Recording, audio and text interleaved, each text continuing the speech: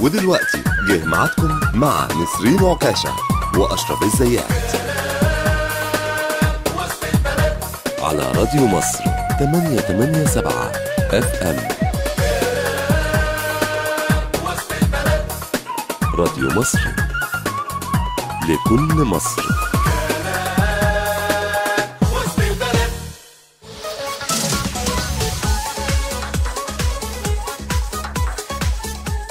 حلقة نهاية الأسبوع من كلام وسط البلد هنكون معاكم من دلوقتي ولغاية الساعة 7 إن شاء الله. إيمان عاشور وأشرف الزيات. نسرين واخدة أجازة النهاردة، مش هنتكلم طبعا على أجازة نسرين خالص، تستمتع بأجازتها براحتها خالص.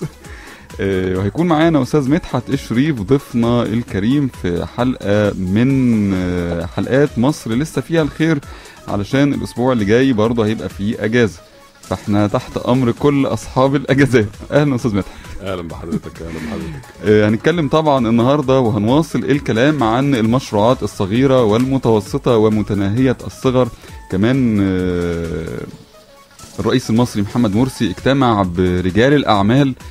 هناخد تعليق الاستاذ مدحت على الجزئيه ديت. كمان في زياره مهمه جدا الرئيس المصري هيعملها لاثيوبيا، ومهم جدا ان احنا برضو نتكلم عن الجزئيه دي. بالإضافة للصندوق الاجتماعي هيكون معانا إن شاء الله مسؤول من الصندوق الاجتماعي هيرد علينا وعلى كل استفساراتكم اللي انتم طرحتوها خلال الحلقتين أو الثلاثة اللي فاتوا من بعض أو المعوقات الكتير اللي ممكن تكونوا تعرضتم ليها خلال تعاملكم مع الصندوق الاجتماعي. أستاذ مدحت، هنبدأ بالاجتماع اللي تم ما بين الرئيس محمد مرسي ورجال الأعمال. هو اعتقد ان الاجتماع ده ما كانش فعليا ما كانش فيه كتير من الموضوعات اللي تم تداولها في الاعلام، وقد يكون بعض الموضوعات اللي تم تداولها كان موضوعات ما هي اكثر الى التسريبات اعلاميه، ولكن اللي احنا ممكن نقوله ان في تطمينات طبعا طلعت من الرئيس مرسي لرجال الاعمال بان مناخ الاستثمار في مصر آمن، وإن الأمن اللي هو أحد المطالب الرئيسية لرجال الأعمال، ودي حقيقة طبعا إنه بيعود على مراحل خلال الفترة الأولى، وده من ضمن الأولويات اللي موجودة في برنامج الرئيس مرسي من البداية. رجال الأعمال بالتأكيد كان لهم مطالب كتير خاصة ببرامج الدعم الخاصة على سبيل المثال الصادرات، المصانع المتعثرة وإلخ. محتاجين انه يبقى فيه نوع من الدعم اللي الدولة كانت مستمرة عليه خلال ما قبل الثورة، ومحتاجة حاليا ان الرسائل التطمينات دي توصل لهم مرة اخرى. في مشكلة طبعا كبيرة احنا كلنا شايفينها ومتابعينها، هي مشكلة المصانع بتاعت سيراميكا كليوباترا، اللي هي ان العمال تقريبا موقفين الانتاج، موقفين التسليمات، المخازن ما بتشتغلش نتيجه الاضرابات والاعتصامات. فده بيهدد كيان مثلا احد المصانع او الاستثمارات الضخمه اللي موجوده في مصر. اقتصادي كبير طبعا. بالظبط طبعا. فبالتالي كان في بعض المطالب للعمال، وفي تفاوض ما بين العمال وما بين هيئه الاستثمار اللي هي كانت بترعى التفاوض ما بينها وما بين رئيس مجلس اداره المصانع او صاحب المصانع نفسها، وفي الاخر تم تلبيه الاحتياجات بتاعه العمال، ومع ذلك لم يتم عمل اي شيء، والعمال لا زالوا مضربين او معتصمين حتى الان. فبالتاكيد الكلام ده مناخ بيخلي رجال الاعمال بيلاقوا الدوله دورها فين القانون لو تم تفعيله. طب هل من الممكن ان العمال في اي وقت من الاوقات يضربوا في هذه المصانع في المصانع بتاعتهم والدوله ما تبقاش واقفه جنب المصانع بتاعتهم؟ بالتالي كتير منهم يبتدي يقول ده مش مناخ مشجع للاستثمار، زي ما احنا سمعنا النهارده ان صاحب المصانع بيقول انا مستعد اصفي المصانع واقف وابيع المصانع واعيش لحياتي الشخصيه. فطبعا الكلام ده بالتاكيد في نوع من القلق بيبقى عند رجال الاعمال، والقلق ده بالتاكيد ممكن يتصدر للعاملين في المصانع. النقطة الثانية وهي المهمة واللي يمكن أنا أحب أن أنا أعلق عليها، اللي هي الخمس أولويات الأساسية اللي كانت موجودة في برنامج الدكتور مرسي. فالخمس أولويات اللي احنا بنتكلم عليهم دول بالتأكيد ليهم أهمية وليهم يعني أولوية وبرامج علشان تشغلهم، ولكن أنا ليه استفسار مهم قوي. هل الخمس أولويات دول في المرحلة اللي احنا فيها هم بس اللي بتشتغلهم الدولة، احنا لازلنا حتى الآن هناك مؤسسات كاملة داخل الوزارات وهيئات معطلة عن العمل لا تعمل. هل برنامج النهضة مش ماشي بطريقة طبيعية؟ المؤسسات كلها والوزارات ماشية فيه، ولكن الأولوية للخمسة دول، ولا احنا كل تركيزنا على الخمس أولويات دول فقط لا غير وباقي البرامج لا تعمل؟ برنامج النهضة بيشمل موضوعات كتير جدا تشمل الكثير من الوزارات. ده لغاية دلوقتي احنا ما شفنالوش تفعيل، ولا زال هناك هيئات وأجهزة داخل الدولة كثيرة جدا شبه معطلة ولا تقوم بأعمالها. الموازنة لغاية دلوقتي لم تقر، فلوس كتير المفروض تتصرف علشان يبتدي نشغل بيه الهيئات والجهات دي واقفة. البرامج نفسها، وان كنت انا احد الناس اللي بيرجح ان لازم نرجع تاني ونراجع تاني برامج والمهام والوظائف للهيئات والجهات المختلفة، ولكن ده اعتقد مش بيتم دلوقتي، لان لغايه دلوقتي مفيش مؤسسه رئاسه ومفيش رئيس مجلس وزراء ومفيش وزراء موجودين، يعني اذا مفيش فرق عمل بتشتغل في هذا الموضوع. ده اعتقد التعليقين اللي اقدر اقولهم بسرعه علشان يعني من الايجابيات كمان قبل ما نخرج للفاصل ان رجال الاعمال في اجتماعهم مع الرئيس مرسي كانوا يعني اتكلموا عن ازمه الانابيب مثلا اللي بيتعرض لها كل المواطنين المصريين، وقالوا ان احنا عندنا استعداد اصلا نساهم في الحلول في خلال 60 يوم ونقضي على الأزمة دي. يعني كان في إيجابيات كتير، من ضمنها مثلا عمل طريق يمتد من العالمين لغاية ويتوغل في القارة الإفريقية. أكيد رجال أعمال يعني إن شاء الله يكون يعني المستقبل أفضل من قبل كده. حقيقة أنا دايما بحاول أتكلم عن الحقائق الملموسة. يعني الأمنيات جميلة، الأمنيات طبعا جميلة، ولكن لو في استعداد، لو بنلمس استعداد طبعا من الجميع إن شاء الله يعني يكتب الخير لمصر. هنخرج لفاصل، ولسه بفكركم حلقتنا النهاردة عن المشروعات الصغيرة والمتوسطة ومتناهية الصغر. كمان استمرارا لحلقتنا السابقة، أي حد كان ليه مشكلة مع الصندوق الاجتماعي يا ريت يبعت لنا على SMS 8870 أو على 25793 195. كمان أي حد ليه تجربة إيجابية مع الصندوق الاجتماعي على نفس الأرقام.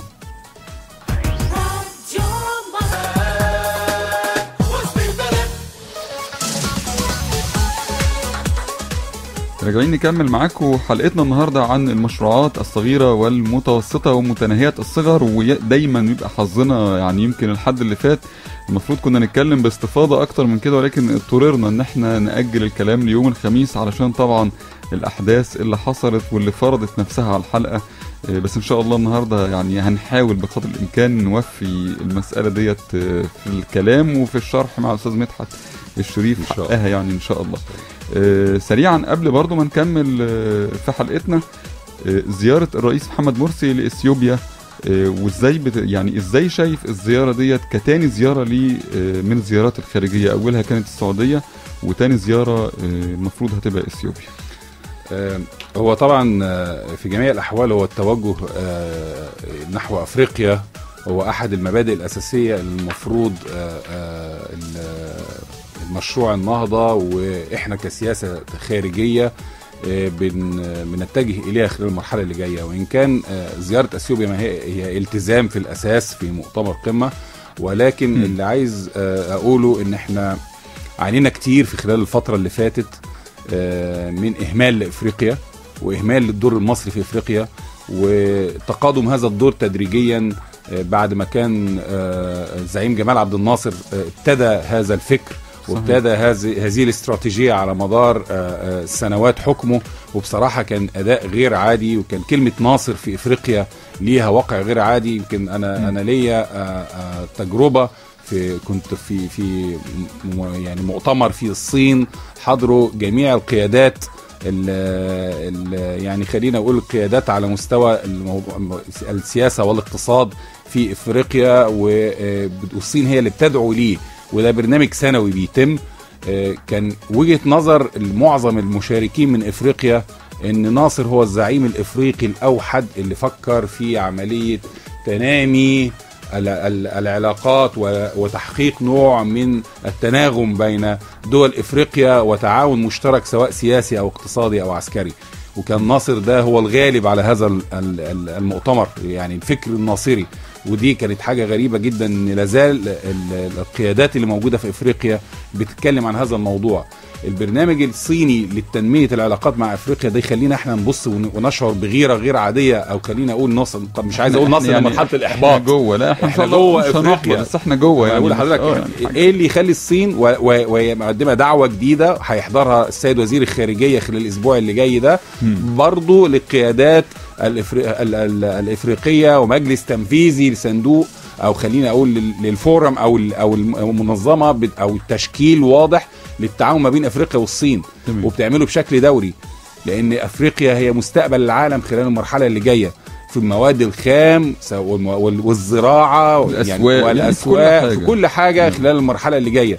احنا ما اديناش الاهتمام الكافي، تقادم الدور بتاعنا وتراجع، وصل ان اسرائيل تغلغلت في جميع الدول الافريقيه تقريبا، كان في البدايه بتشتغل على مستوى حوض النيل، وطبعا انا عايز اقول ولكن دور ايران حديث، خلينا اقول يعني حديث بس كبير بالمقارنه باسرائيل، فهو دور حديث، لان افريقيا اصبحت ساحه للتنازع ما بين الدول العظمى، والدول العظمى ليها اذرع بتعمل داخل هذه القاره، ولكن البذره اللي يعني زي ما بيقولوا اتبذرت من ايام الرئيس الراحل جمال عبد الناصر موجوده وهيتبني عليها.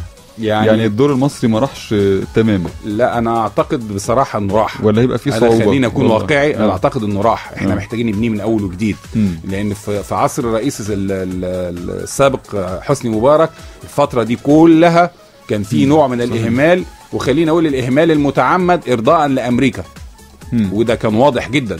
يعني حتى القذافي لما كان بيحاول يضغط على امريكا كان بيعمل نوع من التعاون مع افريقيا، حتى لو كان نوع هزلي، ولكن كان ليه تأثير على أمريكا. وكانت من أحد الاشتراطات اللي كان بيحصل فيها تفاوض ما بين الولايات المتحدة الأمريكية من خلال وسطاء مع إدارة القذافي، كانت بتتكلم دايما على احنا محتاجين تراجع دوره في افريقيا، برغم انه زي ما احنا بنقول انه هو دور هزلي، ولكن افريقيا حاجة مهمة جدا. التغلغل الإسرائيلي موجود في افريقيا بدرجة كبيرة، اكبر رجال اعمال موجودين في افريقيا دلوقتي من الجانب الاسرائيلي، وبيستثمروا عاملين شركات كلهم اساسهم يا اما من الموساد يا اما ضباط سابقين في القوات الاسرائيليه. احنا لو رحنا كينيا هنلاقي في رصيف كامل في اهم الموانئ الكينيه موجود للقوات البحريه الاسرائيليه، ومجهز تجهيز قوي، احواض جافه واحواض عائمه، يعني تجهيزات مينا كامل تقريبا. بتلاقي كتير جدا من العناصر اللي موجوده لحمايه وتامين بعض الزعماء الافارقه، بتلاقيهم يا اما مدربين في موساد يا اما ابتدت عمليه الحمايه والتامين بعناصر مباشره من الموساد. ده كده الدور صعب فعلا بقى. عشان كده انا بقول لحضرتك ما تخليناش، مش عايزين نفضل نتفائل، لا لازم نعرف الواقع عشان ندرس على اساسه هنعمل ايه بالظبط، لان بدون بناء مش هيبقى ماشي صح. عايز اقول حاجه تانية، ان كتير من الزعماء الافارقه بيتلقوا علاجهم في المستشفيات الاسرائيليه. تمام. يعني مستشفى رامبام ومستشفى حدثام، المستشفيات دي بقت معتاده على ان بعض الزعماء والقيادات الافريقيه بتعالج داخل هذه المستشفيات. اين الدور المصري؟ كلنا كنا بنشهد هذا في وجود الرئيس السابق، ولم يفعل اي شيء ولم يقدم اي شيء، برغم ان قدامنا كتير قوي قوي قوي قوي من الحاجات اللي ممكن نقدمها للدول الافريقيه وهم في احتياج ليها مباشر، لكن احنا رفعنا ايدينا في الوقت اللي احنا المفروض كنا نتواصل معاهم.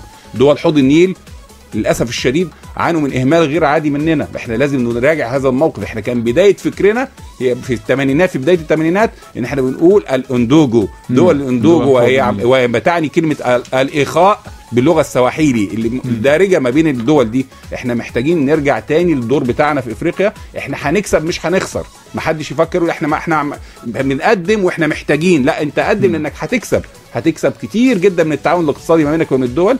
تقدر بعد كده تفتح احنا لغايه النهارده الخطوط الملاحيه اللي ما بيننا وما بين دول الكوميسا حتى وما بين الدول الاخرى اللي احنا بنتعاون معاها في افريقيا مفيش خطوط مباشره. يعني اتفاقيات موجوده ولكن مش مفعله بالشكل اللي هو القوي او المطلوب. بالظبط، لان الاراده السياسيه مش موجوده، وعايز اقول لك ان كتير من الاراده الشعبيه تحولت اتجاه دول اخرى نتيجه ان مش موجود الدور المصري ومش واضح قدامنا. صحيح. احنا معانا على التليفون دلوقتي استاذ احمد عطيه، احد العاملين بشركات رجل الاعمال، الاستاذ ابو العينين. اهلا بيك استاذ احمد.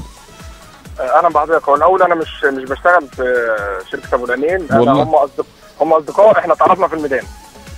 انتوا اصدقاء اتعرفتوا في الميدان؟ طب يعني في 18 يوم كانوا قاعدين اغلبيه، يعني مجموعه من اللي بيشتغلوا هناك. المشكله عندهم طيب ارجو انك يعني انك تنقل بقى، طالما ما انتش من جوه الشركه نفسها، فارجو ان انت تكون يعني محاسب قوي على المعلومات اللي انت هتنقلها لنا عنها. انا بقول لك هي المشكله ال 10% بتاعه العمال اللي في المصنع.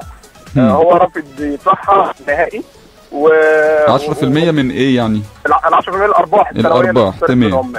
واللي انا عرفته بقى يعني، وده تقدروا تاكدوا منه من كل رجال الاعمال اللي راحوا قبلوا الرئيس، الرجال الاعمال دول رايحين عشان يوصلوا نفس المعلومه، ان ما حدش فيهم يدفع ال 10%. يعني ده كان فريد خميس حاضر، وكان حاضر احمد الوكيل، وكان حاضر محمد المصري، مجموعه كبيره جدا، والاستاذ حسن تمام. تراجعوهم او تراجعوا حد في الرئاسه، كلهم راحوا ان هم برضو المفروض العمال في مصر ينسوا موضوع ال 10% ده، مش هيدفع.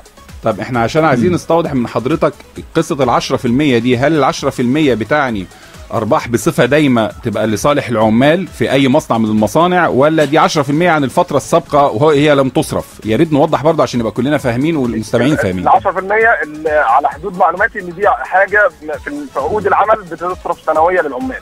حدود على حدود معلومات. طب يعني انت حضرتك دي اعتقد مش مقننه في الوضع في قانون العمل على فكره، انما قد تكون مطالب من النقابه، يعني دي ممكن دي تبقى مقنعه، مطالب عماليه مثلا، لكن مش مقننه، مش موجوده. انما علاوه اجتماعيه، العلاوه اللي بتصرف كل سنه للعاملين دي حاجه تانية. لا هي بيتكلم هي غير الارباح، بيتكلم على 10% من صافي الربح، بتهيالي اعتقد دي مختلفه شويه يعني. هي طبعا مشاركه العاملين في الارباح دي حاجه كويسه جدا، وبتنمي طبعا، بتبقى نوع من الحافز، ولكن هل دي موجوده في قانون العمل؟ اشك. انا اعرف ان هي مجرد العلاوه الاجتماعيه فقط لا غير. انا متهيألي لو ما كانتش موجوده ما كانوش العمال صمموا ان هم طيب يعني احنا طبعا انا بشكرك استاذ احمد. النقطه الثانيه بقى هي موضوع الصندوق الاجتماعي. الصندوق الاجتماعي كان فيه مشروع من حوالي 5-6 سنين، كان المفروض انه يفرق مع مصر جامد، هو مشروع تربيه النعام. المشروع ده الصندوق الاجتماعي كان عامل عقد مع مزرعه نعام، المفروض ان هي كبيره. للاسف طبعا كان مزرعه النعام دي مش يعني ما عندهاش الدرايه الكافيه او الدراسه الكافيه. المشروع ده كان بتاعك انت يا استاذ احمد؟ انا واحد من اللي قدمه، كان في واحد قدامي مقدم، كان بالمناسبه كان اسمه صفوت الشريف، كان من الشرقيه. الولد ده كان اول واحد، واحنا كنا وراه يعني تاني شركه على طول المفروض هتاخد بعديه. ده عشان اسمه صفوت الشريف ولا ايه؟ اسمه بالصدفه يعني. هو عشان اسمه صفوت الشريف خد اول واحد؟ لا هو كان متقدم من الاول فعلا. يعني اللي انا قابلته من الناس كان كلها مكتب الشرقيه، كانوا بيتعاملوا يعني بشفافيه جدا وما عندهمش اي مشاكل. المشروع تعثر لان الشركه اللي هم تعاقدوا معاها اساسا، اللي صندوق المركز الرئيسي للصندوق تعاقد معاها، ما كانش عنده الدراسه الكافيه بالموضوع. كانوا بيستوردوا نعام وخلاص، بيجيبوه من جنوب افريقيا، ما فيش سلالات، ما فيش عمليه التحضير على البيت والكلام ده، مش عاملينها بدراسه كافيه. طيب حضرتك شايف سبب فشل المشروع ايه؟ يعني مين الجهه؟ لا ما مش الشركه، مش فكره الشركه. هل المفروض الصندوق الاجتماعي كان يعمل دراسات اكتر مستفيضه عن الشركه دي وقدراتها وامكانياتها، ولا الشركه يعني قدمت دراسات كانت خادعه للصندوق مجرد ان هو قدم دراسات ورقيه فقط؟ انا ما حضرتش الفتره اللي الصندوق عمل فيها دراسات، وما اعرفش عملها دراسات وافيه ولا ما وفقش فيها، او الشركه خدعته، ما اقدرش احكم على الحته دي. بس انا اقصد ان الدراسات كانت ناقصه، بدليل ان احنا بقى درسنا، يعني احنا حاولنا. انت عملت المشروع ده ونجحت فيه بعد كده؟ لا احنا المشروع انا كان عشان اعمله كان لازم اعمله يبقى فيه قرض مادي يعني. فلجأنا لشركه ثانيه كانت شغاله في نفس المجال لمشروع النعام، وكانت مشكلتها هي موافقه من وزاره الزراعه وقتها على ان تيجي لجنه تدي مجزر شهاده الايزو. تمام.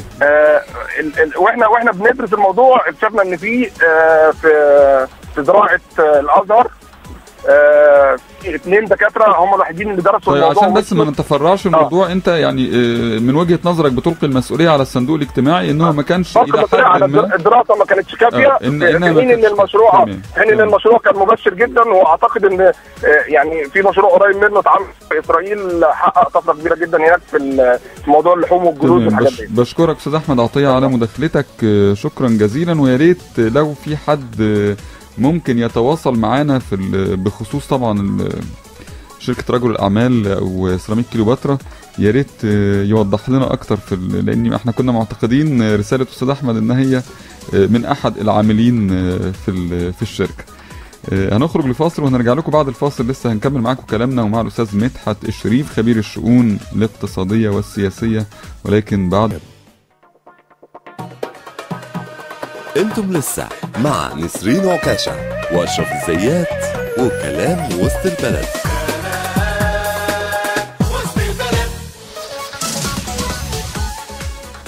باختصار شديد هنحاول نجمع لكم موضوعنا النهارده، وهو المشروعات المتوسطه والصغيره ومتناهيه الصغر. لسه معانا في استوديو راديو مصر استاذ مدحت الشريف الخبير في الشؤون السياسيه والاقتصاديه. هنحاول باختصار علشان هيكون معانا ان شاء الله الدكتور محمد الشافعي رئيس قطاع التسويات ومعالجه الديون بالصندوق الاجتماعي للتنميه، في ردود سريعه برضو ان شاء الله، بس بعد نشره 6 على كل ما اثير في الحلقات السابقه. اتفضل استاذ مدحت. احنا طبعا هنضطر ان احنا نراجع للاسف الشديد، انا حاسس ان انا بدي محاضره. انا هضطر نراجع سريعا المشروعات المتوسطه والصغيره وشكل البرنامج الانمائي اللي احنا المفروض في مصر نتبعه خلال المرحله دي، واللي فعلا في جهات بتتبعه على ارض الواقع. في بعض المعوقات وفي بعض المشاكل في هذا المشروع، بدليل ان عندنا حجم المشروعات مش طبقا يعني البرامج اللي احنا بتطرح والارقام اللي بتطرح دايما في الرؤى للحكومات المختلفة ما بتتوافقش ابدا مع حجم المشروعات اللي بالفعل بتنفذ.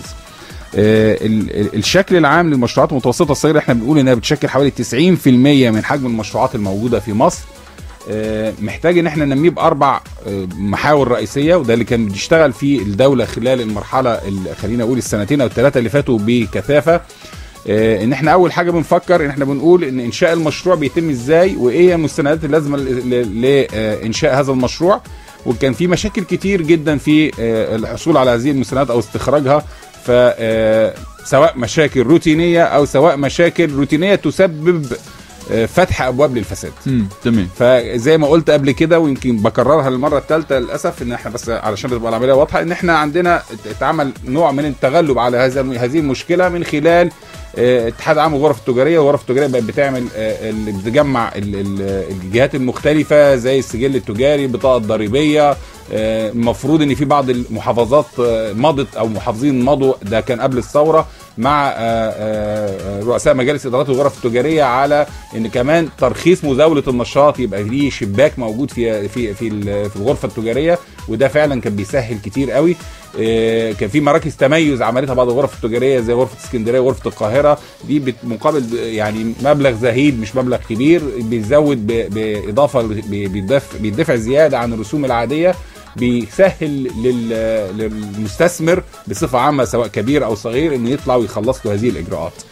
احنا محتاجين احنا نفعل تاني البروتوكول اللي ما بين المحافظات، ولازم يشمل مصر بالكامل. تراخيص مزاولة النشاط محتاجين احنا نراجعها وتشريعاتها ايه علشان نسهل اجراءات الاستخراج الوثائق دي، لان دي مشكله كبيره جدا كنا بنعاني منها، واعتقد ان لازلنا وبالتاكيد اكيد لازلنا بالتاكيد طبعا. ومش الغرف التجاريه بس اللي عملت ده، لا الصندوق الاجتماعي عمل ده برضه في المكاتب بتاعته، بقى عنده الوان ستوب شوب برضه نفس الكلام. بس ترخيص مزاوله النشاط ده كان بيبقى فيه مشكله شويه، وليه اجراء معين بيتبعت الصندوق الاجتماعي بيعمله من خلال ان الراجل بيتردد على المقر بتاع الصندوق بيقدم المستندات بتاعته وبيبعتوا جواب معين عشان يستخرجوا ترخيص مزاوله النشاط.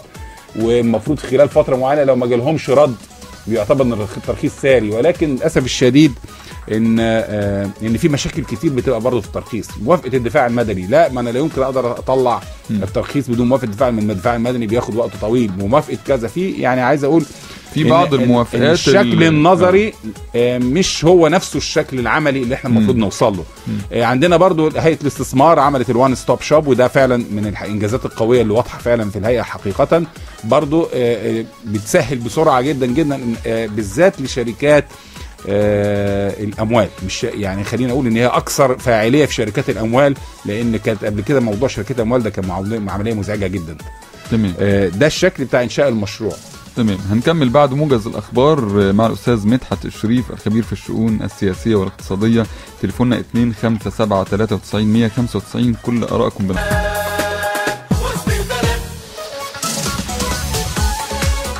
راجعين بنكمل معاكم مع الأستاذ مدحت الشريف خبير الشؤون السياسية والاقتصادية ومشاكل التمويل اللي بيتعرض ليها صاحب المشروع سواء الصغير أو متناهي الصغر.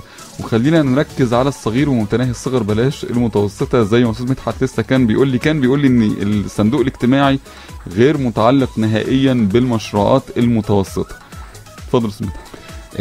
احنا اتكلمنا اول حاجه في البرنامج بتاعنا، بنقول اول حاجه انشاء المشروع والتسهيلات اللي المفروض بتمنح للمشروعات بصفه عامه وبصفه خاصه المشروعات الصغيره، وقلت ان المستثمر الصغير اولى بالرعايه من المستثمر الكبير. طبعا المستثمر الكبير طبعا ليه كل الرعايه، ولكن هو ليه كوادر علميه مدربه عنده على محامين وشؤون قانونيه بيخلصوا له اجراءاته ومشاكله والى اخره. فالمستثمر الصغير دايما محتاج منا الدعم اكتر عشان يقدر ينشئ هذا المشروع.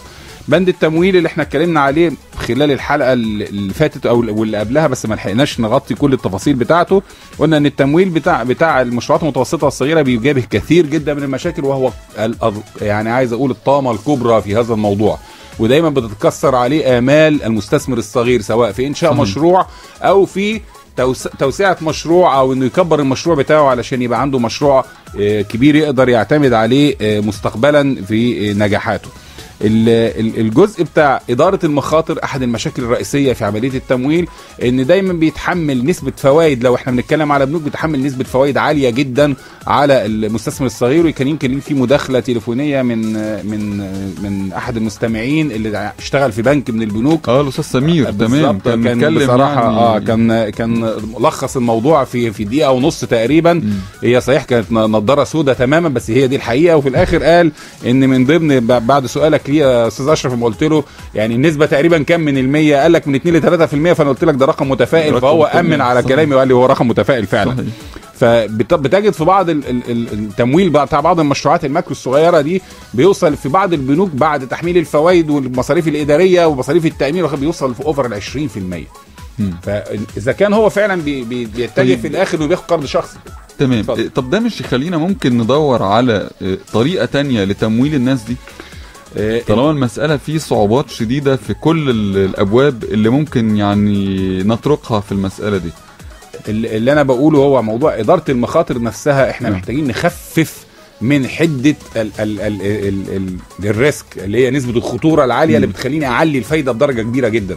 لأن دي نسبة مش صح. يعني التعامل مع اللي موجود، ولكن ده حقيقة يعني بقيود تانية، بتخفيف من القيود، بنظم تانية. يعني أنا عايز أقول إن إحنا نخفف من الحدة بتاعتها، بس هو زي ما قلت لحضرتك إن البنك أولا وأخيرا ما بيبقاش معني بالشكل الاجتماعي أو العدالة الاجتماعية. وزي ما قلنا قبل كده هو بيبيع وعايز يكسب وبيحقق اعلى نسبه ربح. هو ده اللي عايزه، علشان هو في الاخر لما بيقيم كمجلس اداره بنك في اخر الفتره، انت اداره البنك وحققت 100 مليار كده، يبقى انت شاطر. هو ملوش دعوه هو شغل كم واحد ولا علم كم واحد ولا اتدرب كم واحد، ملوش دعوه بالكلام ده كله. ولا البنوك الوطنيه، كل البنوك خلينا واقعيين، كل البنوك. وبرضه في نفس التوقيت ما بيتحسبش برضه مثلا كبعد اجتماعي انت عملت كم مشروع صغير. لان زي ما قلت قبل كده ان هو دايما بيهتم بالمستثمر الكبير اللي بيخش بيتكلم معاه ب 100 مليون خلاف اللي بيتكلم معاه في 20,000 جنيه. طيب ما هو ماشي، يعني كل البنوك حضرتك بتقول عليها كده تمام. يبقى هنا يعني فكره وجود الصندوق الاجتماعي للتنميه علشان يغطي الجزئيه دي. هايل، هو ده بالظبط الفكره اللي انشئ على اساس هذا الصندوق. واذا ما حققش ده يبقى في مشكله. اذا ما حققش مبدأ العداله الاجتماعيه والمشروعات الصغيره وتسهيل الضمانات، طيب ده سؤال يبقى في مشكله. الى اي مدى الصندوق الاجتماعي للتنميه حقق العداله الاجتماعيه، تسهيل الضمانات في التمويل، علشان برضو ما نخرجش عن جزئيه التمويل؟ يعني انا هقول لحضرتك حالا، بس عشان ما يبقاش السؤال يس اور نو كويستشن زي ما حضرتك او لا، او سؤال على طول بقى نظام الاستجواب ده لا بقى يا معانا يا معاهم. نظام الاستجواب ده لا بقى منه. هو البنوك فعليا علشان تحقق الجزء بتاع مبدأ العداله الاجتماعيه ده مش موجود، واحنا محتاجين بالذات البنوك الوطنيه يبقى ليها بادجت بتوجيه من البنك المركزي نسبه معينه لتمويل المشروعات المتوسطه والصغيره، ويجب ان يحققها كهدف. زي ما قلت قبل كده ان الموظف بيتحاسب في الاخر هو عمل قروض بكام بياخد عليها حوافز. بيعمل 20 مليون بياخد عليهم حوافز بكذا. فزي ما قلنا مش هيهتم بالراجل ابو 10,000 و20,000 و30,000 و50,000، انما هيهتم بالنسبه للراجل اللي بيتكلم في 20 مليون و30 مليون. الراجل مره واحده عايز كده بيحقق له التارجت بسرعه وبيقدر ياخد على اساسها حوافز. قلنا اذا تحفيز الموظف نفسه دي عمليه مهمه جدا. نفس القصه دي انا بقول بقى اما بخرج من ده وبقول الصندوق الاجتماعي. الصندوق الاجتماعي عندنا يعني الصندوق بادئ من التسعينات وليه انشطه كتير جدا وبرامج، يعني خلينا اقول برامج كتير تدخلت جواه، واتجاهات الامين العام للصندوق مع كل مرحله من المراحل كان بتختلف عن المرحله اللي بعديها. خلينا واقعيين. وكان في بقى تدعيم لبعض مش عارف جمعيه شباب المستقبل، وفي تدعيم لجمعيه كذا، وفي اذا في توجهات كان الى حد كبير احنا كنا بنشوفها انها سياسيه اكتر منها انها بتحقيق العداله الاجتماعيه اللي في بعض الامور، يعني مارس في بعض الشكل العام احنا بنحس ان ان في ليه شكل سياسي في الماضي. وده اللي احنا بنقول ان هو تم تطويره خلال المراحل اللي فاتت دي بشكل او باخر، وخلينا نقول ان دلوقتي بيحاول يحسن هذا الوضع، انه لا البعد الاجتماعي والعداله الاجتماعيه هي الاساس، ولكن احنا محتاجين منه بقى. ما تيجي حضرتك تقول لي ايه هو حقق المبدأ ده او ما حققوش، خليني اقول لك فين المعيار. ودي مشكله. عندك كم شعره في دماغك؟ عندي مليون شعره، مش مصدق، تعالى عد. وممكن اكون اصلع. فبتكلم بصفه عامه. ففين المعيار؟ احنا محتاجين معايير واضحه، مش بس بيانات بتعلن احنا شغلنا كذا، انفقنا كذا، مضينا بروتوكولات البروتوكولات تنفذ منها قد ايه، النسبه قد ايه، حققت قد ايه فعلا مشروعات صغيره ومتناهيه الصغر، كم واحد اشتغل منها، المشروعات دي نسبه نجاحها قد ايه. احنا دايما بنعمل حاجه اسمها البري اند بوست اسسمنت لاي برنامج انمائي في العالم. وخد بالك ان الصندوق الاجتماعي لغايه النهارده لما تيجي تاخد كارت اي موظف من عنده هتلاقي كان مكتوب جنبه UNDP، يعني البرامج الانمائيه للامم المتحده. يعني هو فكره اساسا انمائي. تمام. اللي موجود انمائي. فالفكر الانمائي ما بيفكرش انه يحقق ارباح. صحيح. دي نقطة مهمة جدا، ما بيفكرش انه يحقق ارباح، ما بيبصش على قد يكون انا بغطي التكلفة بتاعتي وبعمل نسبة بسيطة، انا عندي اموال موجودة في البنوك باخد عليها عوائد او فوائد معينة، ولكن الفكر الانمائي ما بيحققش ارباح، بيحقق حاجة اهم من الارباح. زي ما انا اديت مثال قبل كده يمكن في حلقة سابقة، قلت ان البرامج التنمويه اللي المفروض الدوله كلها تشتغل بيها في المرحله الحاليه عشان تحقق عداله اجتماعيه وتشوف ارباحها على المدى البعيد، ما بتبقاش واضحه معايير القياس بتاعها. قلت قبل كده كان في دراسات اتعملت وناس قعدت كتير وفكروا علشان يوفروا الطاقه في مصر، فمصريين مش اجانب ولا حاجه يعني. وكل وانا حضرت احد الاجتماعات دي حقيقه، كله كان بيفكر انه يعمل ازاي وحده السخان الشمسي تنتج بمصانع وطنيه هنا، عشان تكلفتها عاليه اغلى من سخان الكهرباء، فاحنا ندعمها بشكل محدد او بشكل او باخر، بحيث ان نخلي في الاخر ان المستهلك بيلاقي ان الفرق بسيط ما بين دي وما بين سخان الكهرباء، فبياخد دي، وخصوصا ان تكلفتها اقل. فبالتالي انا بدعم وبدفع في الدوله بتدفع المصنع المنتج او المصانع الوطنيه مثلا نسبه 20 او 30%. اي حد يقول لك لا انا مجنون ادفع حوالي 2 مليار. طب شوف بقى على المدى البعيد اما بتتحول الشكل بتاع الصناعه بتاعك ده الى توفير للطاقه، الى وجود مصانع اكبر بتشتغل في هذا الموضوع، فبالتالي بقى في ماس برودكشن، في كميات انتاج اكتر، فبتخفض السعر بتاعها، وفي نفس التوقيت الطاقه بتاعتك بتوفر غاز طبيعي وبتوفر سولار. شوف قد ايه انا بتكلم بصفه عامه، ده منظر شكل انمائي، انا بدي مثال بسيط ده شكل على المشروع، على البحث العلمي في حد زي يعني اللي حضرتك بتقول عليه ده بالظبط كده هو اللي بيحصل. يعني انا بقول لحضرتك على المدى البعيد ايه اللي بيحصل ده، انا بستبدل ده بده وبدعم بالشكل ده، زي ما عملنا مشروع الغاز الطبيعي اللي سواقين التاكسي. مش مشروع الغاز الطبيعي لسواقين التاكسي وفر استهلاك وقود قد ايه في مصر. لو لينا معيار كان هيبقى كلامنا هايل. للاسف ان البرنامج الانمائي اي برنامج انمائي بيطبق، المشكله هي المعايير. صحيح. ازاي اقول انه نجح او فشل، وازاي نقول هو وفر قد ايه. الغاز الطبيعي لو احنا نحسب بقى العربيات اللي اتحولت للغاز الطبيعي دي وفرت قد ايه استهلاك بنزين وسولار في مصر النهارده من اول ما ابتدت، هتعرف كويس قوي ان مصر كسبت كتير من ورا الموضوع، برغم انها كلفت محطات للغاز الطبيعي وكلفت بنيه تحتيه وانفراستراكشر غير عاديه، ومع ذلك في النهايه قدرت توفر على اللونج ران او المدى البعيد جزء كبير جدا مادي. فبالتالي احنا محتاجين ان الصندوق ياخد نفس هذا الفكر، وبالذات في الجزء بتاع اداره المخاطر. هو ما يقدرش يدي فلوس لله، منطقي تماما، ما يقدرش يدي فلوس لله، ولكن في ضمانات، ولكن الضمانات تبقى مقبوله، صحيح احنا شاهدنا خلال المرحله اللي فاتت ضمانات عشان نشوف بس ده الفلان ده اللي متقدم له جد ولا مش جد، مش رايح يعني وعنده القدره ان يدير مشروع ولا لا، عنده القدره على السداد بعد كده ولا لا، في طبعا في فحص معين. ويمكن احنا اتحل في المرحله الاخيره جزء كبير في موضوع اللي هو الكشف على الجداره الائتمانيه او الاي سكور اللي كان بيحصل، ان هو بيشوف ان حضرتك ليك ديون قبل كده ولا لا، او احنا من عده شهور فاتت كان في مأساة علشان يجي واحد يروح يقترض من الصندوق الاجتماعي، كان عنده مشاكل كتير جدا. حقيقه في تسهيل ولكن لازلنا احنا بنبص على اللي احسن. يعني كان قبل كده بيجي يقول لك هات لي ورقه وشهاده بانك ما عملتش تفليسه قبل كده، تبقى انت في المنيا. انا ما بقولش كوميدي والله، الكلام ده من حوالي 7 أو 8 شهور لسه كان موجود، كان بالشكل ده لغايه ما طبق الصندوق موضوع الاي سكور، وهو طبقه مؤخرا، البنوك كانت شغاله فيه قبل كده. كان بيبقى من مثلا من المنيا او من سوهاج يروح يجيب تفليس شهاده بانه ما فلسش قبل كده وشهاده عدم افلاس من 3 محاكم حواليه، من السوهاج ومن المنيا ومن اسيوط. يعني كانت مشاكل كتير بتحصل.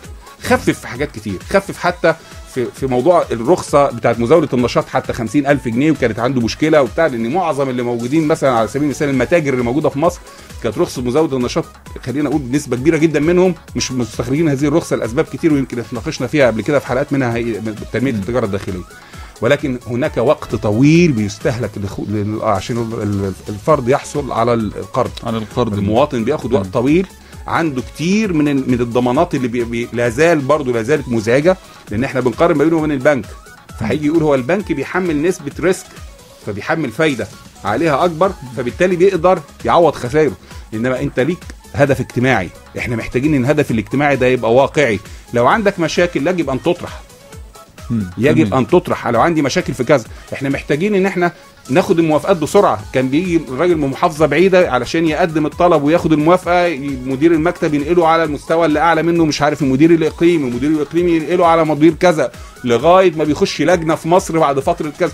كان وقت طويل جدا بياخد شهور، في حين ان البنك برغم ان هو البنك بياخد فلوس كتير، نسبه فايده كتير، بس بيخلص القرض اسرع بكتير من الصندوق الاجتماعي. فدي محتاجه نشاط اكتر، محتاجين ان احنا نحدثه الكترونيا. يعني كان من حوالي 6 شهور في 3-4 حالات، يمكن دي كنت انا شخصيا سمعت منهم وتعاملت معاهم، كان بيقول علشان يعمل بحث الجدار الائتمانيه من خلال الصندوق بياخد بالشهر ونص. طب ليه؟ قال لي اصل انا عندي حوالي، جه مدير المكتب الاقليمي بيرد عليه قال له اصل في مصر ما عندهمش غير 3 أجهزة ولا 4 أجهزة، هم اللي فاتحين اكسس على طول عشان يعملوا الاستعلام الائتماني.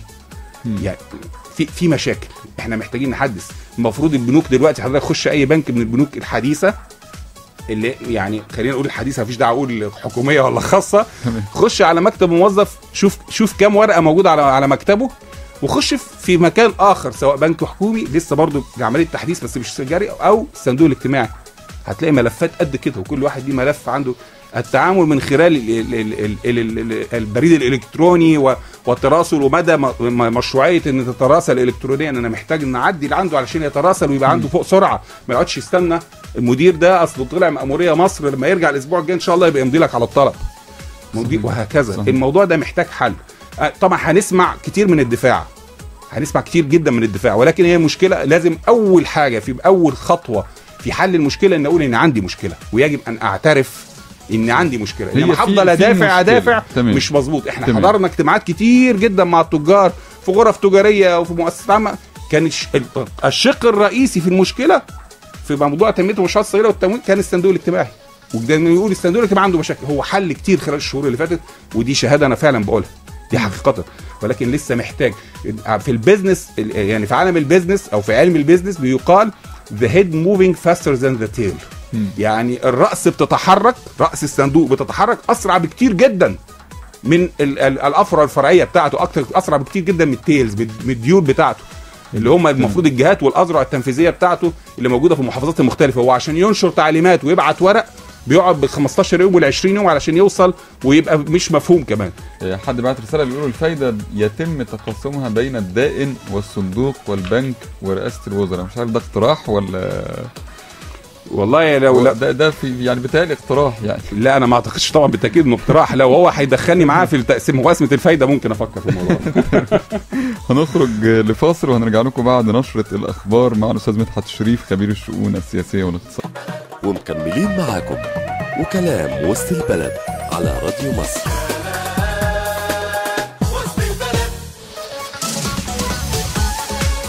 راجعين بنكمل كلامنا معاكم مع الاستاذ مدحت الشريف الخبير في الشؤون السياسيه والاقتصاديه، وكان جالنا رساله على SMS بيقول فيها الاستاذ جمال البسط، بيقول فيها الصندوق دمر حياه الالاف وانا واحد منهم، وبتوسل ليكم لا تتاجروا باحلام البسطاء. ورساله من استاذ جمال برضه بيقول فيها ان هو احد ضحايا الصندوق الاجتماعي فلا داعي لتجميله.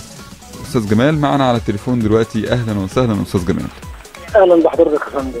اهلا بحضرتك، اتفضل. ايه الحكايه بقى؟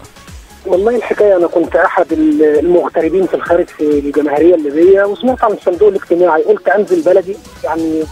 حلمت، سمعت في الاعلانات وشفت اللي بيتقال عن الصندوق الاجتماعي كان اسطوره، خلتني ان انا يعني خلاص ارفض غربتي وارجع بلدي. الكلام ده كان سنه كام او تاريخه ايه بالظبط؟ الكلام ده كان تحديدا في 96. انت هتسمع مفاجاه دلوقتي، من 96 استمرت المشكله لكام؟ في 2001. من 96 المهم ان انا دخلت عشان اعمل حضرتك اتقدمت للصندوق وعجبني الفكره جدا، وان في لجان مروريه علينا وفي لجان متابعه وفي لجان، كان قصه لجان كتيره فرحنا بيها جدا. القرض اللي انا تقدمت بيه كنت متقدم على اساس ان انا كسائق اقدر اجيب عربيه، اتعامل ازاي؟ قالوا لازم يبقى معاك ربع الثمن بتاع العربيه او النص، لان احنا بنكمل لحد 50,000. اختصارا للموضوع، فما كانش فيه المبلغ، فتم توجيهي. طب عندك اي حرفه بتديرها؟ عندك خلفيه عن حاجه؟ قلت موبيليا. عملوا لي دراسه جدوى، دراسه الجدوى انا هتتكلف 25,000 جنيه، صرفوا لي 8,000 جنيه. قلت لهم كده المشروع هيفشل، 8,000 اعمل بها ايه؟ قالوا لا، ما في لجنه متابعه بتجيلك. فاتضح ان لجنه المتابعه انتظرها شهر 2 3، ال8 صرفت اللي ورايا واللي قدامي، على اساس ان انا راجل اقطن في قرى الارياف في بني سويف. يعني انت كملت على ال 8,000 دول لغايه ال 25,000 جنيه عشان تثبت الجديه بتاعتك. اثبت الجديه، لانهم كانوا بيقولوا الشباب بياخدوا الفلوس يتجوزوا بيها. ايوه، انت حضرتك عملت ورشه ولا خدت الفلوس عملت بيها عربيه وعلى اسمها ورشه؟ لا عملت الورشه بقى، ما انا خلاص هم غيروا مساري. نعمل ورشه وفي لجان متابعه وليك معارض في الخارج والداخل. قصه كده كانت جميله جدا. المهم ان مفيش حاجه من كل ده تبينت او اتضحت رؤيه حقيقيه. لما بدات ان انا اتقدم بالشكاوى لاني باخد، خدت 8,000 جنيه وادفع فوائد 60 جنيه شهري، فلما رحت اسال ليه بقى فايده 60 جنيه والمفروض لجنه المتابعه تيجي؟ قالوا مع لجنه المتابعه ما جاش عليكم الدور ازاي؟ انتوا قايلين لي في لجان متابعه بتمر عليك شهريا. انا بقى لي 6 شهور دلوقتي، لا انا اللي اشتغلت ولا انا اللي عارف اعمل. ده كل ده سنه 96. ده 96. استمرت المشكله حتى 2001 حضرتك بتحويل كوميسيون طبي، وده لا يجوز قانونا ان انا اتحول عن طريق رئاسه مجلس الوزراء عشان يطلعوني بعجز، وفي الاخر في العجز بان انا مريض نفسي. لا معلش، انا عايز اعرف لا الجزئيه ديت ليه يعني ليه يعني عايزين يحولوك كوميسيون طبي؟ مش بدات اشتكي وبدات اسال الفلوس دي ازاي وبتاخدوا عليها فايده ازاي؟ لما خاطبت سياده الرئيس وبقول له سياده الرئيس كيف لك ان تخفض الفائده من 8% ل 7% مع العلم بان ما زلنا نعامل بفائده 9%. لا انا عايز افهم يعني دلوقتي حضرتك مقترض من الصندوق، علاقته بيك في قرض، ايه اللي يحولك لكوميسيون طبي وفي الاخر يطلعك مريض نفسي؟ مين اللي حولك؟ معايا سياده السفير كان التحويل عن طريق رئاسه مجلس الوزراء المستشار الطبي. ايوه ليه برضه مش واضح العلاقه لما يكون من الصندوق؟ اطلع بعجز، عشان لا يقال اطلع بعجز مرضي ويدفعوا مني، ياخدوا مني الفلوس دي يدفعوها لي هم بعد ما دفعت انا من قيمه القرض 4,200 جنيه. بسال على المديونيه كام؟ قالوا لي المديونيه 8,200. كنت مقترض 8. يعني انت حضرتك عايز تقول ان هو معلش، هو بس عشان نكون واضحين، حضرتك عايز تقول انك لجأت لقصه الكوميسيون الطبي؟ لا مش لجأت، مش انا اللي لجأت ليه بالتحويل ده علشان في الاخر تعافى من سداد الفوائد او من اصل القرض، مش ده المفروض يعني؟ فبالتالي علشان يطلعك من الموضوع ده، ففي الاخر اتضح ان الكوميسيون ادى قرار انك حضرتك مريض نفسيا.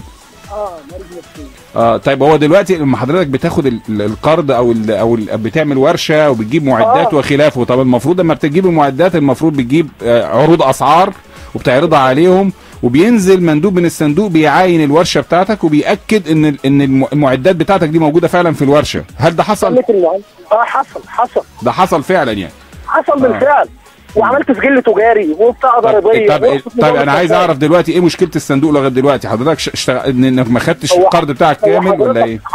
حضرتك هو مشكله الصندوق عشان اللي بيحصل دلوقتي ما يحصلش في شباب زي اللي حصل فيا. أيوه. بقول بان الفايده اللي بيتقاسموها بمعنى اصح ما بين الصندوق الاجتماعي والبنك، يا ريت في جهه تبص للشباب شويه، ومفيش داعي يعني جهه تتنازل عن الفايده بتاعتها، لان الفايده قالوا لفظيا انها بيتم تقاسمها ما بين البنك، وده كان كلام مدير البنك، بيتم تقاسمها ما بين البنك وبين الصندوق الاجتماعي نفسه، وده كان ايام سياده رئيس الوزراء الجنزوري يعني 96 كان هو اللي ماسك الصندوق الاجتماعي.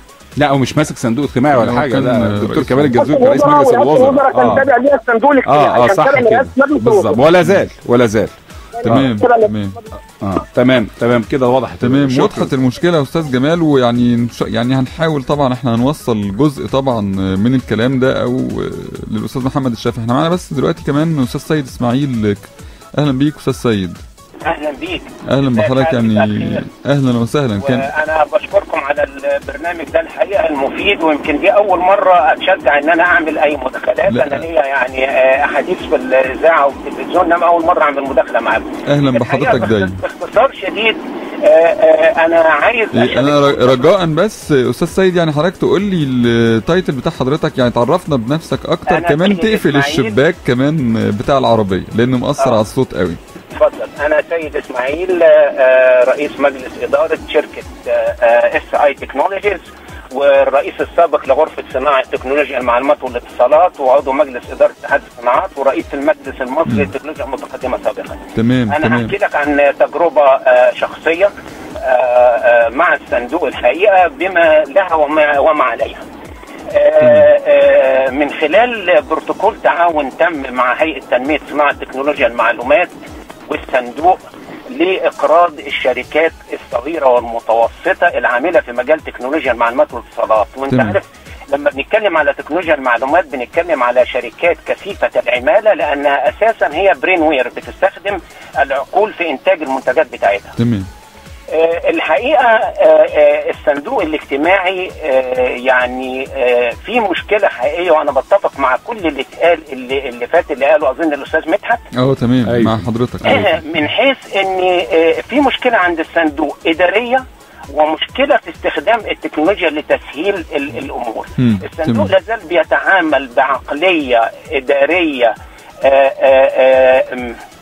قديمة ما تتمشاش مع ظروف العصر الحالي، وينقصها كثير. والحقيقه يمكن مع اتصال مع الاستاذه غاده والي اللي هي الامين العام للصندوق واجتماع دلوقتي تمام واجتماع بيها، هي اعترفت ان في قصور في الاجراءات بتاعه الصندوق، وبرضه للامانه يعني اخذت بكثير من النصايح اللي انا قلتها وعملت بيها فعلا وشكرتني على دهوت.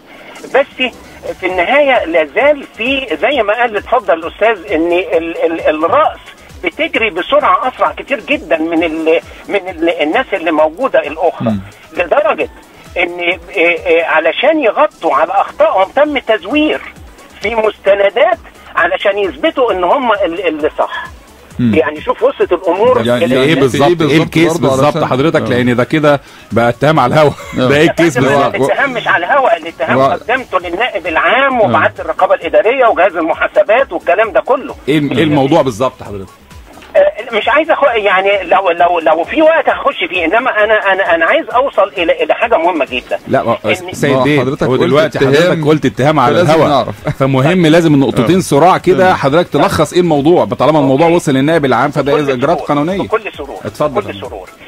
الموضوع بكل بساطه كان الصندوق بيحاول يثبت. انا كنت تقدمت لقرض وتم الموافقه عليه، وبناء على الموافقه دي حاولت افعلها. لما يعني بعد معاناة شديدة جدا قدرت اوصل الى للناس واتكلم معاهم، وعايز اقول لك الموافقة دي اعلنت علني في مؤتمر رسمي والصحافة وكل الناس تنقلوها. ده القرض ده لصالح غرفة تكنولوجيا المعلومات ولا لصالح مشروع حضرتك؟ مشروع شخصي. مشروعي. تمام. اتفضل. نتيجة ان القرض ده حاولت افعله، وجدت ان في شروط في العقد لا يقبلها حد، اللي كان منها ان لازم تمضي شيكين، شيك بالمبلغ بالكامل وشيكات تاني لتسديد القسط. وجدت ان في حاجات يقول لك انا هأمن على القرض الجزء بتاعه، زي ما انت حضرتك عارف ان صناعتنا صناعة عقول بالجزء الاكبر منه اذا ما كانش كله بيدفع في اجور ومرتبات للعاملين فيه. قال لك انا هأمن حريق وسرقه على الاجور دي اللي هي بتدفع. تمام. فطبعا انا رفضت الكلام ده. الحاجه الثانيه ان بيجي يقول لك انا عايز كفيل متضامن بصرف النظر عن مين. فقلت لا، يعني طب ما انا بصفتي الشخصيه اقدر اكفل الشركه. قيمه القرض قد ايه يا سيد بيه؟ 2 مليون جنيه. يعني ده اقصى قيمه المفروض هو بيقدر يقرض على اساسها. بس هي لا، هي مش اقصى قيمه، لان في ناس واخده 10 مليون وفي واخده، بس دي حالات خاصه. دي حالات خاصه انا ما سمعناش عنها بصراحه. يعني المفروض لغايه مليون اقصى، المفروض من حتى 50,000 ده مشروع متناهي الصغر، وحتى مليون ده المشروعات الصغيره، وكان في استثناء بيتم حتى 2 مليون بتطبيقات خاصه. 10 مليون دي ما سمعناش عنها قبل كده. طيب استاذ سيد، انا هستأذن بس حضرتك، هنخرج لفاصل معلش علشان فاصل اعلاني وهنرجع لحضرتك. انتم لسه مع نسرين عكاشة واشرف الزيات وكلام وسط البلد.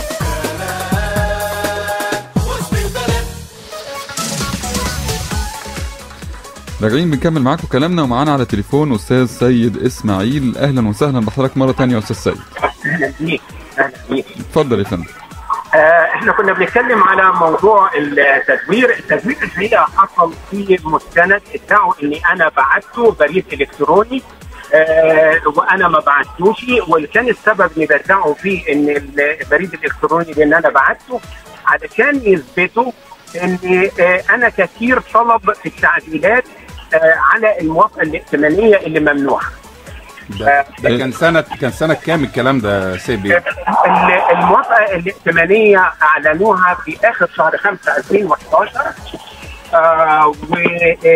ونظرا لان زي ما بقول لك مر 6 شهور وهم ما تمش تنفيذ اي حاجه على العقد اللي كان المفروض امضيه، طلبوا مني اني انا يعني بقى بالصفه بتاع بدايه اعيد التقدم مره ثاني. وكان انا عايز اعلق على الاستاذ مدحت بيقول لغوا البروتستو ولغوا الافلاس. الكلام ده مش حقيقي. بيطلب بالاضافه للاستعلام الائتماني بيطلب بروتستو وافلاس للكفيل وللمقترض للشركه لمده 10 سنين فاتت. في المشروعات اللي اقل من 50,000 بقى اتلغوا وبيعتمدوا على اي سكور دلوقتي. خلينا اقول لغايه 20,000 كمان. طيب كويس. لا انا بتكلم على المشروعات اللي فوق 2 لغايه 2 مليون بالتاكيد هيبقى تمام. ولكن يعني واقعه التزوير اللي حضرتك بتتكلم عليها في مستند ادعوا ان انت بعته لهم. بالظبط كده. تمام. وانت ما كنتش بعت حاجه علشان يعيدوا القاره تمام من اول. طيب سيد بيه، انا ليا سؤال بعد اذن حضرتك. اتفضل. حضرتك تحمست واتصلت بالبرنامج علشان تتكلم عن الصندوق الاجتماعي، هل بالصفه الشخصيه نتيجه ان في مشكله، ولا هل لان حضرتك الرئيس السابق لغرفه تكنولوجيا المعلومات وعضو اتحاد الصناعات فانت حاسس ان في مشكله كبيره محتاجه ان الصندوق يطور من نفسه فيها؟ يعني ايه اللي المفروض يطور من نفسه فيه الصندوق عشان يدعم الناس اللي هي مشروعاتها صغيره؟ تمام. الحقيقه انا اتكلمت تحمست للسببين، وكان اهم لان انا عرفت ان خلاص مش هاخد القرض من الصندوق خلاص. انما اللي دفعني فعلا لان انا برأس لجنه البنوك والمال للشركات الصغيره، وكنت عضو لجنه استثمار في اتحاد الصناعات، وكنت بدعو الصندوق ان يجي يحضر ويجيب مستثمرين من كل محافظات مصر علشان يستفيدوا. لان انا شايف ان زي ما اتقال وقال الاستاذ مدحت فلوس موجوده في البنوك اكتر من كده. انا اكتشفت يمكن كنت في اجتماع مع عصام شرف في شهر 6 2011 التقارير اللي بتقدم من الصندوق، وجدت ان انا اسمي واسم بعض الناس موجوده فيها اني اخذت قرض. هو صحيح كان طلعت الموافقه انما واصلا ما كانش في موافقات لسه طلعت اصلا. لا كان في موافقه طلعت بس حضرتك ما خدتش بس ما كنتش استلمت القرض بتاعك. لا الموافقه كانت طلعت في شهر 5 زي ما قلت لحضرتك. طيب هو السؤال هنا بقى سريع معلش يا سيد بيه علشان الوقت فعلا ضيق. حضرتك بتقول ان التقارير اللي اتقدمت لرئيس مجلس الوزراء في الوقت ده كان موجود فيها اسم حضرتك، هل معنى كده ان الصندوق بيقدم تقارير دوريه لرئيس مجلس الوزراء بالاسماء والبيانات الناس اللي بتاخد قروض؟ لا بالمبالغ وبيتقال ان قطاع كذا خد كذا وقطاع كده بالقطاعات. احنا قطاع الاي تي، واحنا نعلم ان قطاع الاي سي تي كان في الوقت ده كان حجم الناس اللي صرفت قد ايه. لا يعني هو السؤال بس تاني هوضحه لحضرتك، هل البيان لا مش بالاسماء. طيب تمام. المبالغ اللي تم الموافقه عليها واعطيت للقطاع ده. لا البيان اللي كان راح لرئيس مجلس الوزراء ده كان راح علشان قبل اللقاء اللي هيتم معاه، فبالتالي بيبقى عنده داتا او معلومات واضحه عشان يتناقش معاكم على اساسها، ولا ده كان تقرير دوري؟ لا ده تقرير بيتبعت اعتقد دوري، لان انت عارف هم تابعين لمجلس. ايوه انا فاهم انا بتاكد بس. تمام. بشكرك استاذ سيد اسماعيل على مداخلتك، شكرا جزيلا. فاصل سريع. انتم لسه مع نسرين عكاشة واشرف الزيات وكلام وسط البلد.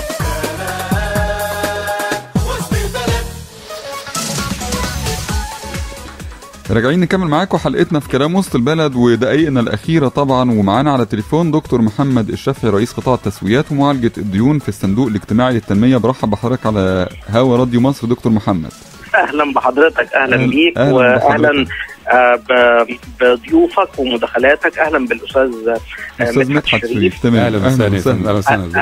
اهلا واحنا طبعا بنعترف ان ممكن يكون يعني الوقت ضيق لرد حضرتك، ولكن انت يعني ان شاء الله هيكون معانا، هنتواصل بعد كده وعد بقى ان انا اخش الحلقه الجايه اقول التعليق بتاعي. أكيد.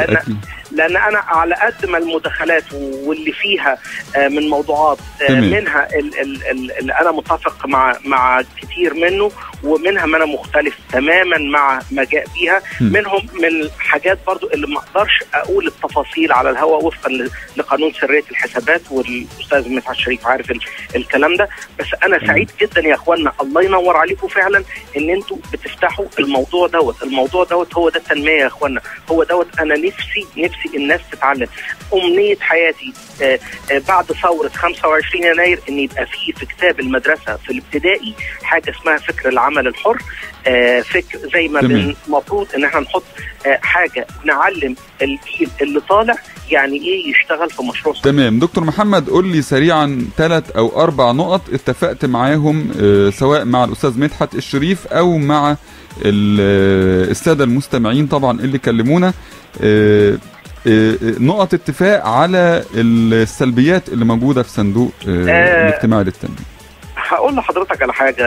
يعني احنا في الصندوق الاجتماعي لما بنتكلم ان احنا بقالنا في السوق حوالي 20 سنه، بنتكلم ان احنا عاملين 325 ألف مشروع، بنتكلم في فرص عمل اكتر من 135 ألف فرصة عمل. دي الحاجات القائمة يا فندم، مش الحاجات اللي سددت. بنتكلم في 9.9 مليار محفظة جنيه في السوق. وارد قوي ان يحصل في بعض انواع التاخر والتعثر، بس انا بتكلم على الجزئيه اللي انا بشتغل فيها تحديدا التعثر. احنا عندنا انواع كثيره من التعثر. احنا اهم تصنيف فيهم التعثر الارادي واللا ارادي، ويمكن حتى من اسمهم باين عليهم. احنا في الصندوق الاجتماعي عندنا قطاع مختص بمعالجه التعثر. بتفق مع الاستاذ مدحت الشريف على ان احنا قدمنا حزمه جديده من التسهيلات للمشروعات، وخاصه تحت 20,000 لغايه 50,000. مش متفق تماما مع اللي جه على لسان الاستاذ سيد اسماعيل، بكن له كل احترام، بس برضو المبدا القانوني البينه على من ادعى. لو عنده مستندات بالكلام ده يتقدم فورا بيها. يعني هو على مسؤوليته طبعا حكى الواقع وقدمها لمكتب النائب العام، فيعني دي طبعا اضافه ثانيه كمان. الاستاذ مدحت قال يعني احنا الماكسيموم بتاعنا 2 مليون جنيه سقف القروض بتاعنا على قدر علمنا قدر علمنا المعلن في الكتاب. انا متفق مع حضرتك فيه، بس هو الاستاذ سيد ذكر ان في 10 مليون. ايوه بالفعل في 10 مليون، وفي لغايه 23 مليون جنيه، بس دي بموافقات خاصه من الصندوق الكويتي لمشروعات الثروه الداجنه. احنا لما ولكن القاعده عندكم في الصندوق من 50,000 لغايه 1,000,000 وتتعداها ل 2 مليون من 10,000 جنيه لغايه 2 مليون جنيه. تمام. والصندوق الانمائي الكويتي ده اللي كان شغال مع الثروه الداجنه وكنتوا بتدوا فايده 6%، حضرتك قسط متناقص 6% بسيطه. بس انا مدحت دي انا عاوز اقول لحضرتك انا راجل بتاع تسويات، عمر ما سعر الفايده كان سبب في تعثر عملي. عمر ما سعر الفايده، والكلام ده على مسؤوليتي وانا مسؤول عنه. يعني البنك اللي بيحصل لغايه 16 و17 ساعات بيعدي ال 20%، ده ممكن ما يبقاش سبب. حضرتك في الحلقه اللي فاتت قلت كلمه جميله جدا، يعتمد على طبيعه النشاط ونوع التمويل وحجمه.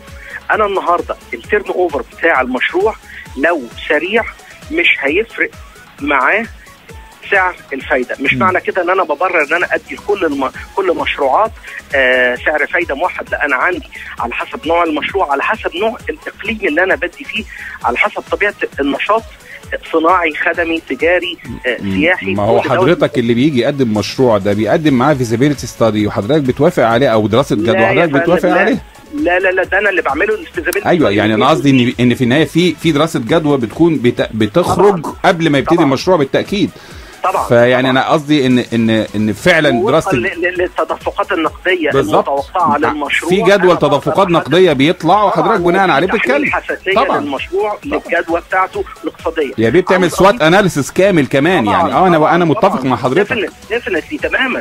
بس هقول لحضرتك على حاجه، انا مع كده احنا انا اكس بنك قبل كده علمونا في قاعده الائتمان 20% منح 80% ازاي استرد الفلوس.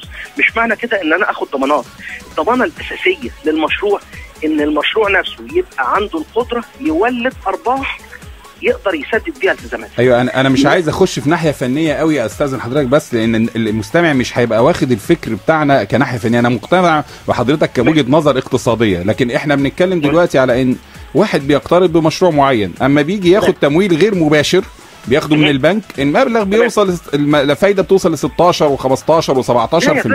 لا يا فندم، لا انا عندي عقود بيني وبين الجهه الوسيطه اللي هي البنوك. بلزمه بنوع التمويل، بالحد الاقصى للتمويل، بسعر الفايده المطبق، بسعر الفايده او غرامات التاخير لو حصل تاخر او تعثر في السداد. اللي بيحصل يعني انه بيضيف حضرتك عليه مصاريف اداريه، ما احنا عارفين القصه دي وتدخلنا مع الدراسات بتاعه البنوك ولقينا ان هو بياخد من الفند اللي حضرتك بتديهوله او من التمويل اللي حضرتك بتديهوله وبيحمل نسبه الفايده طبقا للبروتوكول الموقع ما بينك وبين البنك، وبيزود من عنده هو مصاريف اداريه وخلافه. يعني دي حقائق. انا بقول لحضرتك انا العقود اللي بيننا وبين كافه البنوك او الجهات الوسيطه حتى لو كان في جمعيات بتنص صراحه على عدم تحصيل اي مبلغ مقابل مصروفات اداريه. طيب خلينا نقول بنك حكومي بياخد كام حضرتك؟ الفايده اللي بياخدها كام من المستثمر الصغير؟ على حسب من المستثمر الصغير بنتكلم حتى 50,000 7%. لا حضرتك دي فلات معلش اقل حاجه انا اعرفها دي فلات حضرتك يعني مركبه. لا يا فندم 7% بسيطه. لا حضرتك وبيضاف اليها مصاريف التامين. لا حضرتك لا، المبلغ ما بيبقاش كده، النسبه ما بيبقاش كده خالص. انا واثق من اللي انا بقوله من نتيجه تجارب فعليه مع ناس انا شفتهم الكلام ده. طيب انا دكتور محمد الشافعي، انا بستأذن حضرتك ان انت ان شاء الله هتكون معانا مش الحد ده، الحد اللي بعديه نتواصل مع بعض ان شاء الله من بداية بقى الحلقة كلها، لان احنا عندنا فعلا مجموعة من المشاكل كتير جدا. وفي النهاية طبعا بشكرك دكتور محمد الشافعي، وبالتالي هيكون 3 رمضان ان شاء الله. كل سنة وحضرتك طيب يا دكتور محمد. بشكرك في النهاية دكتور محمد الشافعي، رئيس قطاع التسويات ومعالجة الديون بالصندوق. بشكر حضرتك دكتور محمد، والفايده العلميه اللي حضرتك اضفتها لنا طبعا، وبالتاكيد تدخل حضرتك معانا بيسري الحوار، وفي الاخر المنفعه هتعود على الشعب. احنا متشكر حضرتك. اهلا بحضرتك، ومره ثانيه بعتذر لك لضيق الوقت، ولكن هنبدا مع حضرتك حلقه يوم الاحد ان شاء الله، لو لينا عمر ان شاء الله يوم 3 رمضان. وبعيد على حضرتك مره ثانيه، كل سنه وحضرتك طيب. كل سنه وانت طيبين. تحياتي يا فندم بالمدحت يا فندم. شكرا. اهلا بحضرتك دايما. يعني وصلنا معاكم لنهايه حلقتنا النهارده، كنا معاكم ايمان عاشور، اشرف الزيات. بشكرك استاذ مدحت الشريف الخبير في الشؤون السياسيه والاقتصاديه، شكرا جزيلا، واجازه سعيده ان شاء الله الاسبوع اللي جاي. بشكر من قلبي فعلا. انا قلقان من كده بصراحه، عايز اوصل سليم بس، واشكر حضرتك وكل سنه وانتم طيبين جميعا. وانا حاسس ان احنا لحد كبير هنبقى ان شاء الله في مرحله افضل بالحوار الصريح اللي احنا بنتناوله في البرنامج بتاعنا وفي الشكل العام اللي احنا بنقدمه. ان شاء الله. اجازه سعيده لكل مستمعينا، وهنخرج علشان اذان المغرب.